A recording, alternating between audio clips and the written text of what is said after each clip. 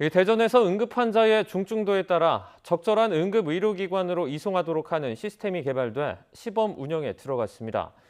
119 구급대원들이 환자 정보를 앱에 입력하면 병상 정보를 확인할 수 있는데 막상 구급 현장에서는 실효성이 떨어진다는 주장이 나왔습니다.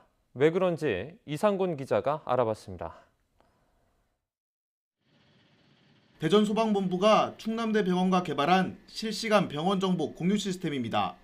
119 구급대원이 환자의 혈압과 체온, 주요 증상을 휴대전화 앱에 입력하자 환자 중증도에 따라 응급의료기관의 병상 정보들이 안내됩니다. 심정지 환자를 위한 소생실부터 코로나19 의심 환자를 위한 격리병상까지 남아있는 병상 수를 한눈에 확인할 수 있습니다. 대전소방본부는 응급 환자의 중증도를 분류하는 시스템을 개발하면서 이송 지침도 새롭게 만들었습니다. 이를 통해 119 구급대원이 코로나19 의심 환자나 중증 환자를 구급차에 태우고 병원을 찾아 헤매거나 장시간 병원에서 대기하는 불편을 해소할 수 있을 것으로 전망했습니다.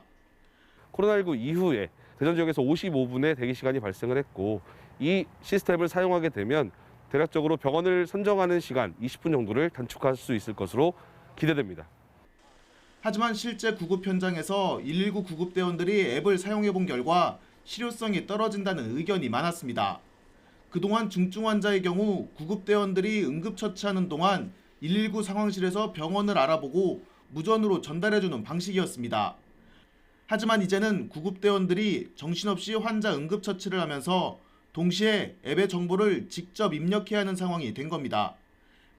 하나 이제 다 입력을 해야 되거든요. 그렇게 할 여력이 안 되는데 이걸 쓰라고 하니까 불편한 점이 있고요.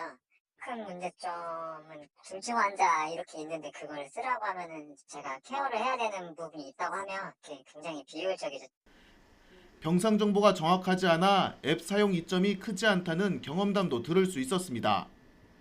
수용이 된다고 거기 앱에는 나와 있어서 짠 가보면은 그 병원에서는 환자의 상태에 어떤 사유를 들어가지고 안 된다고 하는데, 이제 그 앱에서는 그런 것까지는 저희가 입력하는 게 불가능하고 좀 난감하죠. 이 시간만 들이고 다시 병원 알아봐야 되고 이러니까.